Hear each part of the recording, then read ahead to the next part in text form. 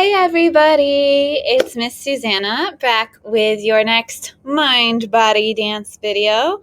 I hope everybody had an awesome winter break. This is being recorded in January, so if you are watching this in real time, welcome back. I'm super excited to see you again. And if you're watching it later on, that's cool too. Hello, and welcome back. I hope you're feeling well rested and ready to explore something new today. Today we are exploring narrative, the word narrative, and narrative in dance. And shout out to Hubbard Street Dance Chicago, who developed the materials that we will be using in our class today. All right, check it out. Narrative in dance. So let us dive in. Here's what we're looking at today. Number one, what is narrative in dance, right? We'll be like discussing that word. What does it mean? Some relevant vocabulary, defining our terms. Then we're going to look at some different videos of different narrative dance in different forms from different parts of the world. And I think you're really going to like that. We might get a chance to try it ourselves today. We might have to leave that for next time. We'll see how it goes. And then we'll do some final reflection questions. So let's dive in. All right. What is narrative in dance? Now, you know, if we were live together, I'd be getting some volunteer readers right now. So feel free to pause me if you'd like to get students reading themselves. Otherwise, I will go ahead and read for you. So, narrative. Narrative structure is a choreographic structure that tells a story. Of course, you might be most familiar with the term narrative from books, right? From reading and writing. But as we know, dance can also tell a story. So, narrative consists of 5 components. Are you taking notes? The characters, the setting, the plot, the conflict, and the resolution. I hope this sounds familiar from your previous studies, but it might be totally new to you to think of applying these things to dance. So, again, quick, grab a piece of paper. Write this down. I might ask you later. The characters, the setting, the plot, the conflict, and the resolution. All right. Vocabulary. Let's start with some important terms so that we are all on the same page. Characters. A person in a narrative, right? They usually have their own motivations, meaning their own desires, wishes, dreams, and their own personality. Setting. Where a narrative takes place, right? Is it the kitchen? Is it your backyard? Is it in India, right? Where is the setting? The plot. Events related in a pattern or sequence that make up a story. Surely you know this from reading, right? What is the plot? What happens? What are the events? Yes? Conflict. Man, I really wish if we were live, I'd be asking you all to define these before I showed you these definitions, because I'm sure that you know some of these yourself. But anyway, conflict, a struggle between 2 opposing forces. It's what every good story is made of, right? Every good story has a conflict, a struggle between 2 opposing forces. Whether external or internal, conflicts can develop characters and progress plots, meaning when there's conflict, it moves the story forward. Okay? Resolution. Often at the end of the story, the resolution brings the conflicts in a narrative into order, right? So how is the conflict resolved? How does it end? How do we get a conclusion? Did the people who were fighting make up? Did the people who were fighting run away, right? Did one person vanquish the other person? How did the conflict come to a close? All right, now you may have studied literary devices in the past, right? How does a writer advance the story through writing? But choreographers use choreographic devices, different ways that they use choreography to advance the story, right? So, tools of the choreographer used for the creation of dances, such as abstraction, motif, accumulation, repetition, retrograde, or diminution and expansion. Woo! That was a lot of words, Miss Susanna. All right, let's define what these are. Repetition, you probably know what that one, right? Repeating a movement or phrase over and over again, right? We take a movement and we do it several times in a row. Retrograde means reversing a movement or phrase, right? Maybe we do a couple of movements that move forward and then we decide to do them moving backwards. Or maybe we do a jump and then a fall, and then later we do a fall and then a jump. So we take the movements and we reverse their order. Okay? Motif. That is a movement or phrase that appears throughout a piece. So I kind of think of this as like the chorus in a song, right? All the verses are different, but the chorus keeps coming back. That's the catchy part. That's the part you remember the most. So sometimes when you're seeing a dance, you're like, oh, I saw that before. Like they've done that several times, right? And that's a motif, a movement that comes back a few times throughout the piece. Not always as predictably as a chorus, though, right? It might pop up sporadically throughout a piece. Okay, accumulation. Building a phrase by repeating it and adding one movement to the end with each repetition. So to accumulate, right? You, in everyday life, you might know this word. You can accumulate stuff, right? To gain, to add. So in dance, that's adding movement by movement. So let's say our movement goes like this, but our next movement goes like this. And our third movement goes like this. And our fourth movement goes like this. Right? You get the idea. Each time we're accumulating a movement. Okay, abstraction. Abstraction is something pulled or drawn away. Ooh. So abstract art is art that has moved away from painting objects of the ordinary physical world in order to show something beyond it. Conceptual abstractions may be formed by filtering a concept or an observable phenomenon, selecting only the aspects which are relevant for a particular purpose. Miss Susanna, what'd that mean? So, you've probably seen abstract art before, where it's like colors and shapes, and it's not the same as showing things from everyday life, like a water bottle or an airplane. You might hear the airplane going by right now, right? So realism is a water bottle, an airplane, a person. And abstraction is not the ordinary physical world, but the artist's interpretation, right? So in choreography, sometimes we talk about gesture as things that mean a very certain thing, right? This is a gesture. We all know what this means, right? Waving hello. But abstract movement, right, in dance, not necessarily have one specific meaning. It's open to interpretation. All right, theme and variation is transforming a base phrase, that's the theme, into several versions using other choreographic devices or variations. So you hear this in music too. You might hear a melody. I don't know. And then a variation might be the same tune, but slightly different. Maybe something is changed in the tempo, or maybe something is changed like like the key change, right? Same in dance.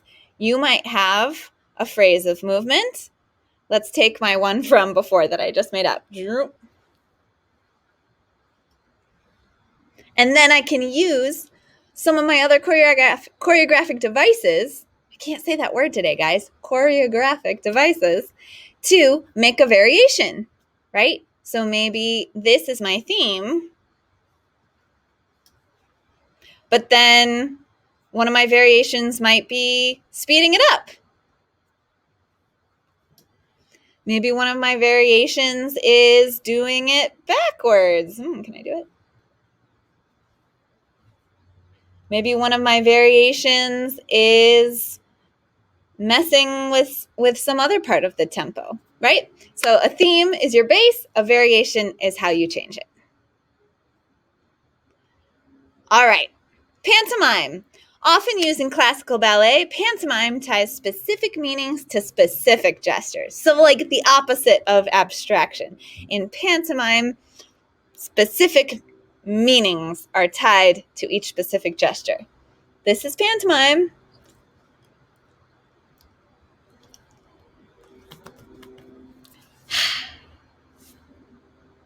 Right? Kind of cheesy. But this language allows the performers to tell a specific story that is easy to understand. All right. Theme and variation. There it is again as a narrative element in dance, transforming a base phase into several variations using choreographic devices. We just talked about that. Gesture. You know what gesture is. It's movements of the body that express ideas or emotions. In dance, gestures are often done with the arms and lean toward pedestrian movement. In this case, pedestrian means easy, every day. You could be walking down the street. That's a pedestrian movement.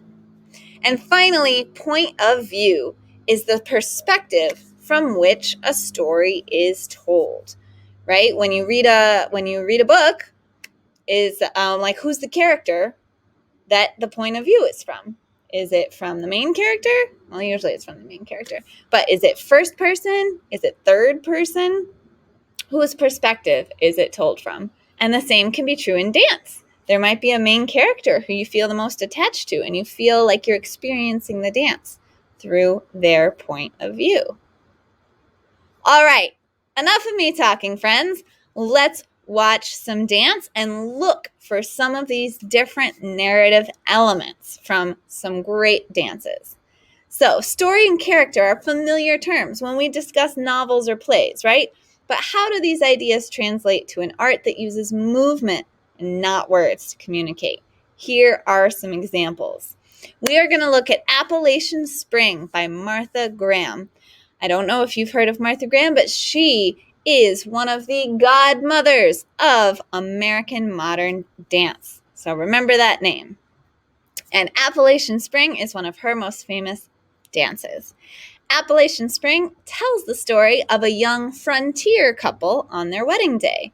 Frontier meaning, right, when the U.S. was moving west, like in the 19th century. How does Graham use costume along with movement and gesture to create her characters for this work? Okay, so while you're watching this video, you're looking for costume, you're looking for movement and gesture, that's with the arms, right, to create her characters for this work. Let's watch.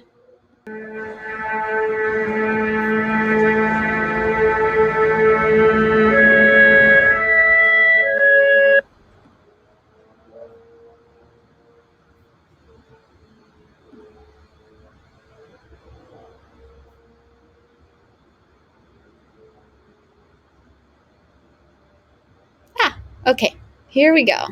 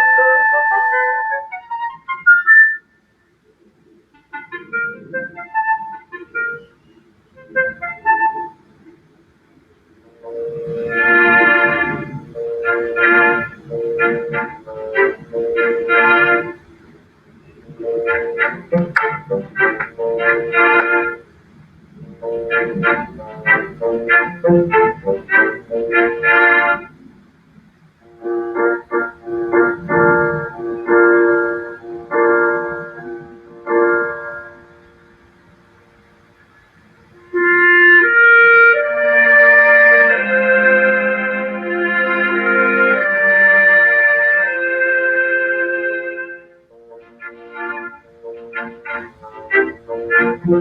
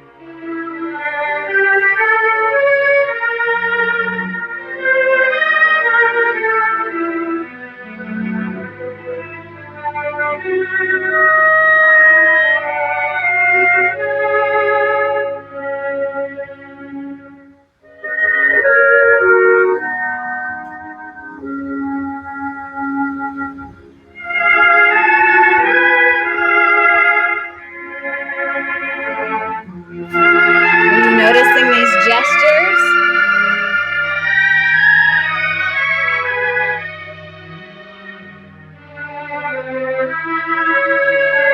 What kind of emotions are the gestures conveying to you?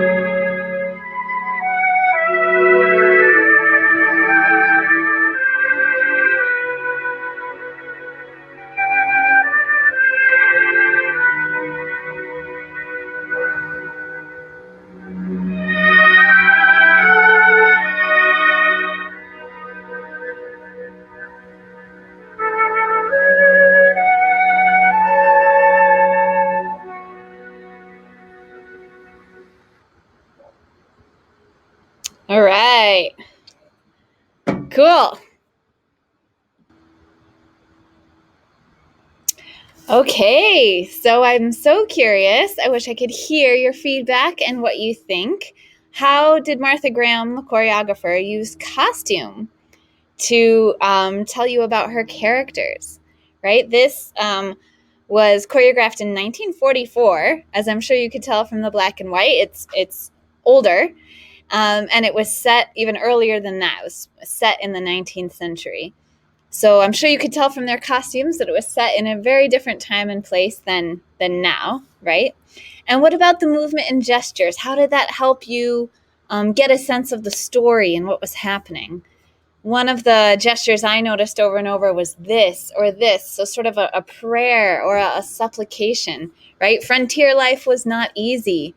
Maybe the characters were hoping and praying for a better life, right? And then did you notice who were the characters? Could you tell? Yeah, there were two main characters and there was a wedding. It was the main guy and the main woman, and it's actually the story of their wedding. And as you could tell, they weren't alone. They were also surrounded by a community. So anyway, we don't have time to do the entire plot of Appalachian Spring. But as you can see, it's easy in dance to tell a story, to tell a long and complicated story, actually. And Appalachian Spring by Martha Graham is a really great example of that. All right, now we're going to watch a much shorter clip. It's from Ballet Hispanico and their Carmen. So let me read you the description. Gustavo Ramirez Sanzano's modern take on the opera Carmen relies on more abstract movement to flesh out the story of Carmen's love triangle with a bullfighter and an army officer. Opera plots, they're dramatic. Her fast-paced movement creates her dynamic character. Both in Carmen and Pedro Ruiz's Club Havana, notice how the dancers' movements play off of each other and how that series serves to help develop their individual characters. All right, let's see how different this is from Appalachian Spring.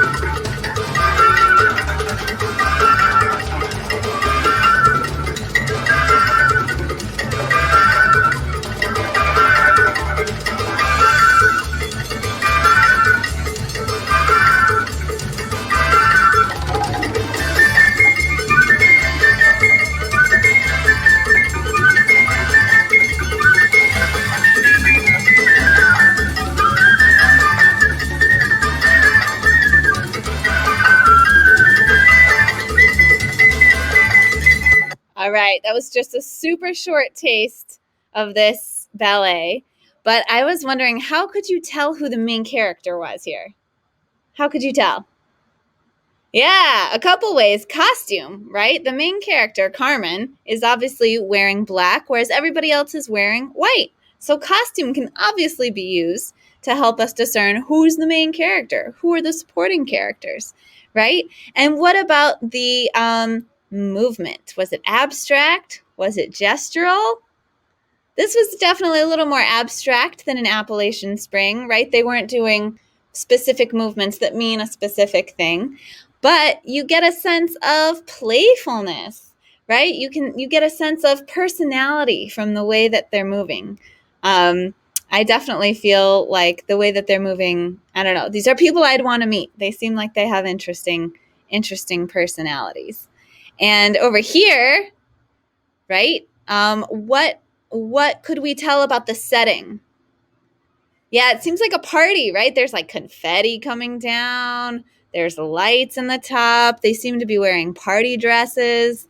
The style of the movement is like fun. It's high energy. So we can tell that there's a party going on from not just the movement, right? But also the costumes, the setting, the style of movement, of course. All of these things. Okay, let's look at one more example of storytelling through dance. This is Jerome Robbins. He's a pretty famous choreographer. And he did the Jets and the Sharks. That's the famous dancing from West Side Story, which you might recognize. So Jerome Robbins' observation of his subject matter helped to translate the violence of the street into dialogue that occurs between the Jets and the Sharks dancing. The styles of dance were intentionally catered to the cultural backgrounds of each gang, continuing to emphasize the rift between the Puerto Ricans and the Americans. If you don't know West Side Story, go look it up, but let's check it out.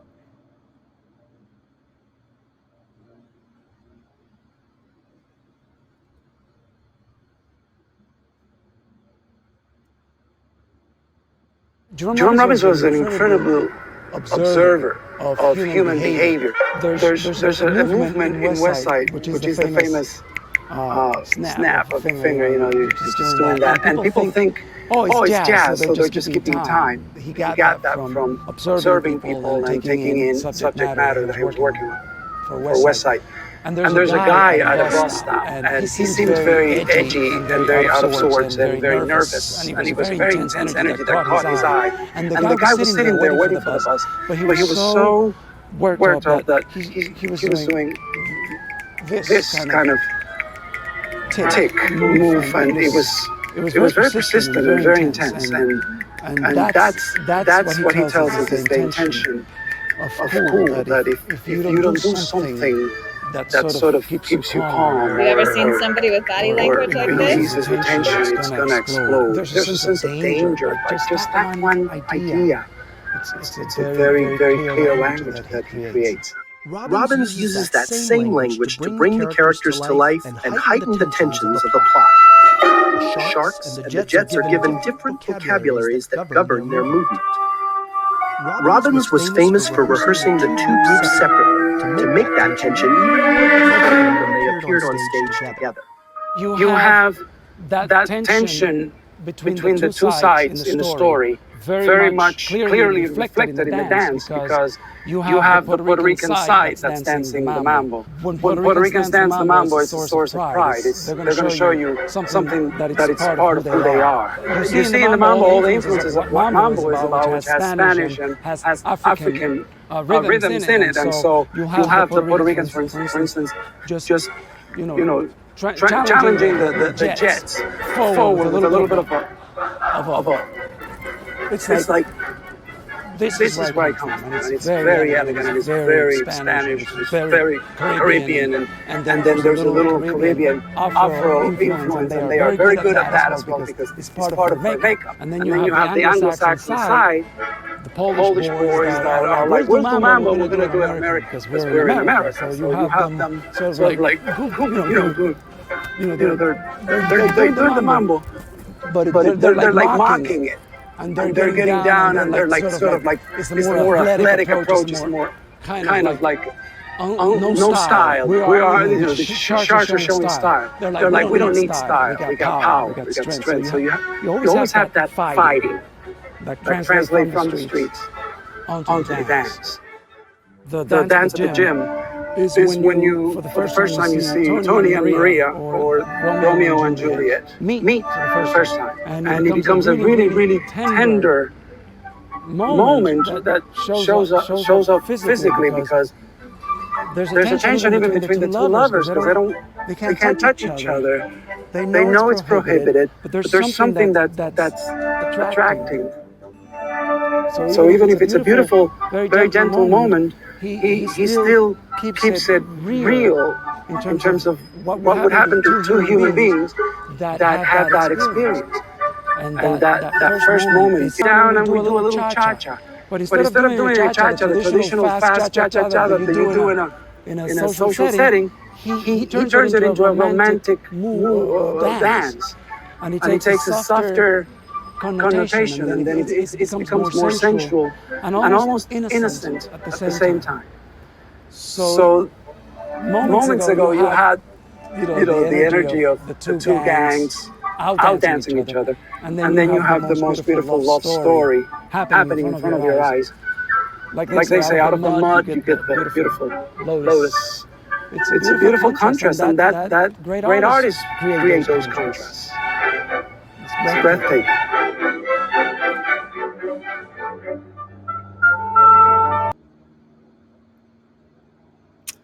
All right. Wow. Oh, all of those different emotions that he was expressing through the way that the dancers dance.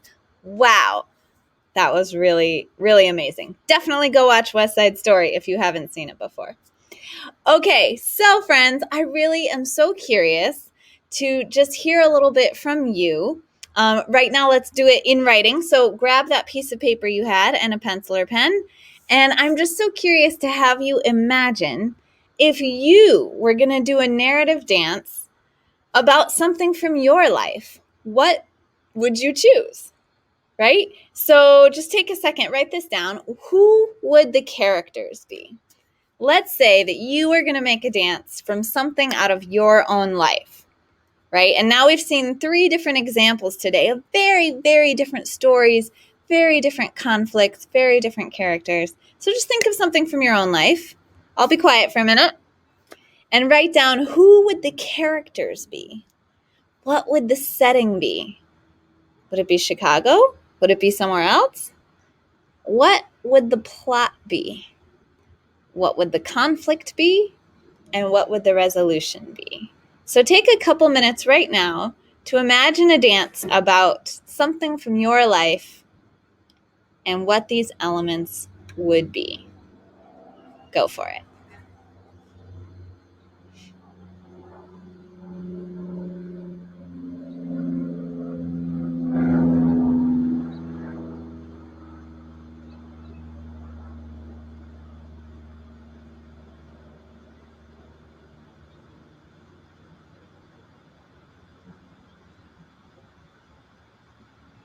Play you a little music in the background.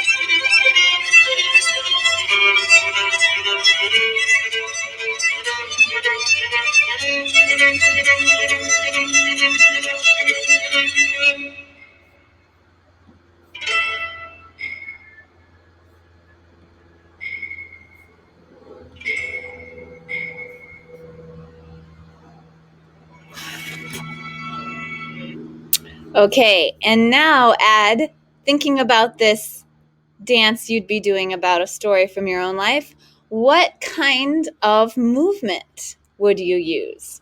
Would it be mostly gestural? Would it be pantomime? Would it be abstract? Would it be really hip-hoppy? Would it be soft and flowy? I don't know. Take a minute to imagine what kind of movement you would use in this narrative dance.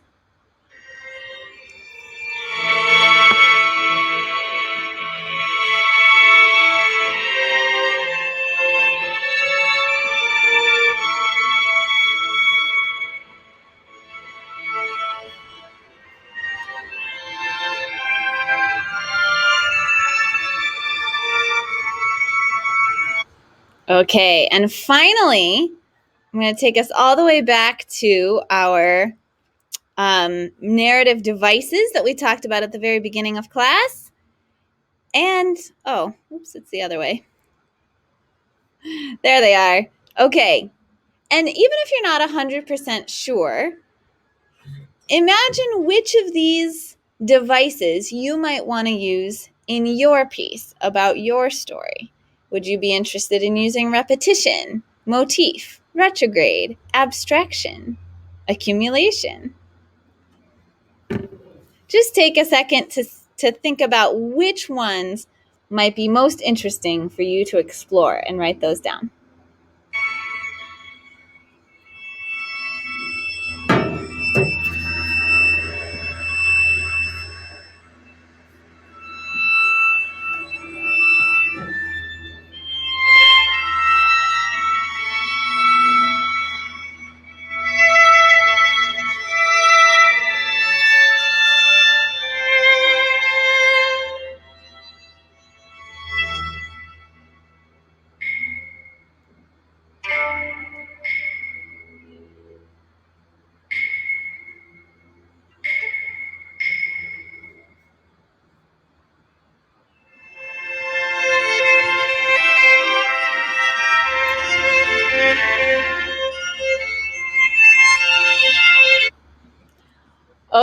Okay, friends, pencils down. Thank you for imagining something new with me today. I hope that got your imagination working a little bit. Thank you for exploring narrative and dance with me today.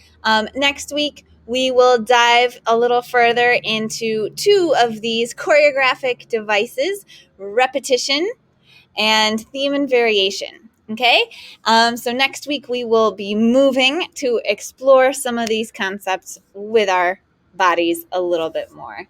So I hope that you saw something interesting today, imagined something interesting today, and have a deeper understanding about narrative in dance.